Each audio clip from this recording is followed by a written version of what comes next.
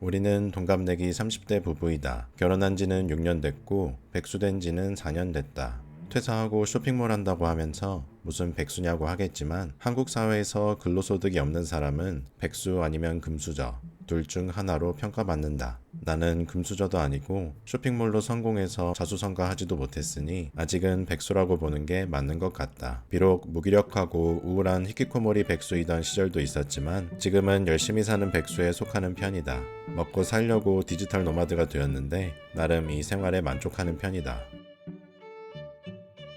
그런데도 가끔은 회사에 다시 가야 할지도 모른다는 두려움이 느껴지는 순간이 온다. 그것은 바로 예상치 못한 돈을 써야 할 때이다. 내 MBTI는 ISTJ이기 때문에 계획되지 않은 지출에서 굉장히 큰 스트레스를 느낀다. 예를 들면 경조사비 지출이 있다. 최근 몇 달 사이에 친구 3명이 다 결혼을 하는 바람에 축의금으로 60만 원이 나갔다. 하루 벌어 하루 먹는 자영업자에게 예상치 못한 현금 유출은 뼈아픈 타격이다. 속으로는 금리와 환율이 이렇게 높을 때 결혼하지 말고 경기가 좋고 쇼핑몰이 잘 될 때 결혼하지 라는 생각도 해봤다. 그러면 축의금을 더 줬을지도 모른다. 또 다른 예로는 갑작스러운 병원 지출이 있다. 우리는 예쁜 똥개인 콩이를 기르는데 이 녀석은 혼자서 뼈다귀를 씹다가 어금니를 부러뜨리는 바람에 강아지 전문 치과에 가서 신경치료를 하고 크라운을 씌웠다. 비용은 200만 원이 넘게 들었다. 일시불로 내기에는 부담스러워서 무이자 할부 5개월로 어떻게든 해결했지만 몇 달 동안은 허리띠를 졸라매고 살아야 했다. 수의사 선생님께서 어떤 집은 신경치료를 할 돈이 없어서 아예 저렴하게 발치를 하거나 치료를 안 하고 방치하는 집도 많다고 한다. 콩이는 내 자식이기 때문에 발치든 방치든 절대 용납할 수 없다. 그런데 만약에 인간 자식이 있었다면 이런 일이 일어날 때 200만 원에서 끝나지 않을 거라는 생각을 하니 등골이 서늘해진다. 아직 우리 부부는 자녀 계획이 없다. 결혼 초반에는 딩크로 살겠다고 다짐했던 적이 있지만 지금은 그 생각이 많이 누그러들어서 나와도 괜찮겠다는 생각 정도는 해봤다. 딩크가 안 딩크로 변화하는 과정에 대한 얘기는 언젠가 다른 영상에서 다뤄볼까 한다. 감사합니다. 네일 아트도 해줘. 손톱 색칠 좀 해주세요. 안 됩니다. 아무튼 회사에 다닐 때에는 좋은 점이 꽤 많았다. 첫 번째 장점은 앞서 이야기한 것처럼 일정한 소득이 있어서 지출 계획을 세울 수 있다는 것이다. 또 다른 장점은 회사에서 많은 것들을 대신해 준다는 것이다. 1년에 한 번 연말정산하는 정도는 자영업자가 챙겨야 할 세무 작업들에 비하면 어린애 손목 비틀기만큼 쉬운 편이다.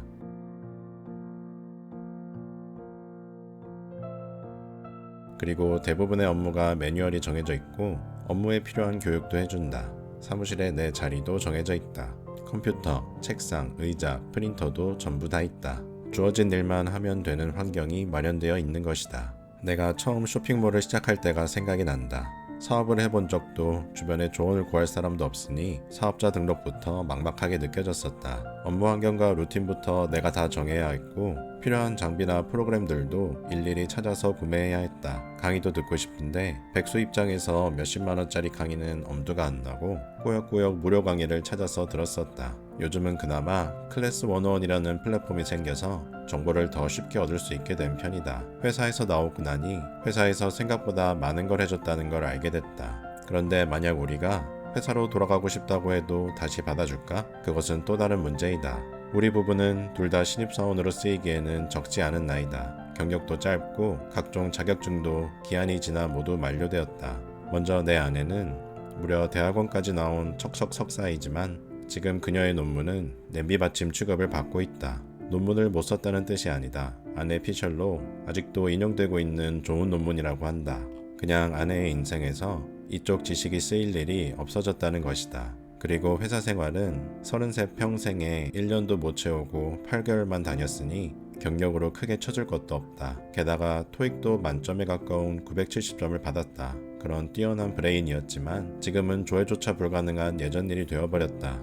이렇게 내 아내는 출산을 한 것도 아닌데 고학력, 고스펙 출신, 경단녀라는 이미지에 딱 맞는 사람이 되어버렸다. 나는 남자니까 그래도 사정이 좀 나은 편일 것이다. 체력은 남자치고는 좀 약한 편이다.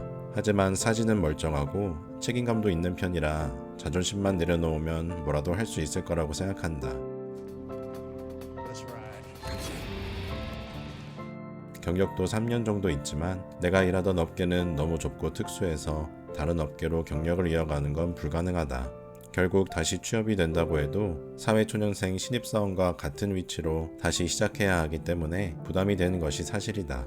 결국 원점으로 되돌아왔다. 백수가 되고 나니 세상에 어떠한 것도 당연한 것은 없고 하나부터 열까지 누군가의 노력이 들어갔다는 사실을 알게 되었다. 무기력하고 우울한 예전의 나로 돌아가지 않기 위해서는 어차피 노력은 기본값이라는 것을 인정하고 지금 상태에서 최선의 선택을 해야 한다. 백수의 장점은 시간이 많다는 것이다. 출퇴근도 안 하고 집에만 있으니 직장에 다니던 때보다 잉여 시간이 훨씬 많다. 이 시간을 무엇으로 채워야 할까? 쉬거나 공부하는 것도 가치 있는 시간이라고 생각하지만 결국에는 돈 되는 일로 채워나가야 한다. 무기력한 백수가 열심히 사는 백수가 되는 방법은 처음부터 큰 돈 벌 생각을 하지 말고 1,000원이라도 벌어보는 것이다. 처음에는 내가 들인 노력에 비해 결과물을 봤을 때 실망스러울 수도 있다. 마치 유리컵에 방금 따른 콜라처럼 거품이 부글부글 올라와서 넘쳐 흘릴 정도였는데 막상 컵 안에 들은 콜라는 별로 없는 거랑 똑같다. 하지만 사람이 돈 맛을 한번 보게 되면 그 맛을 유지하기 위해서라도 자동으로 몸이 움직이게 된다. 관성의 법칙은 물리학에서만 적용되는 게 아니라 인간의 마음에도 적용이 된다. 이렇게 작은 돈부터 벌다 보면 입에 풀칠은 하는 백수가 될 수 있다. 그러다 보면 언젠가 나에게 맞는 일을 찾게 될 것이다. 어쩌면 나는 회사원이 적성에 맞았어 라는 깨달음을 얻어서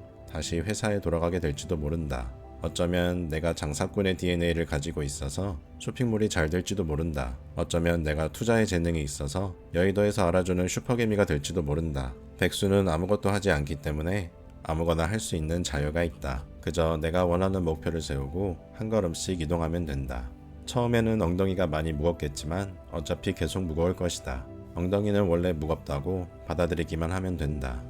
늦었다고 생각할 때가 가장 빠른 때라는 말은 평소에는 너무 뻔하고 진부해서 흘려듣는 명언처럼 들리지만 요즘에는 이것만큼 맞는 말도 없는 것 같다.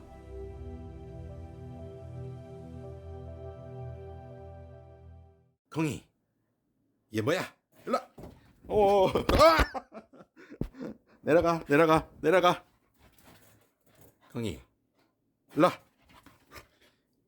기다려. 안 돼. 기다려.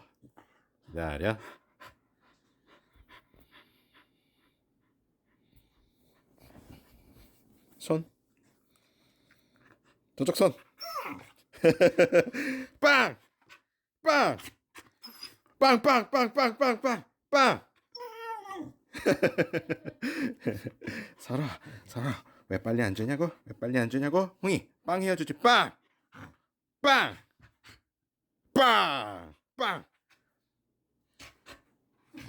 아, 잘하네. 알았어, 가. 차례로 가.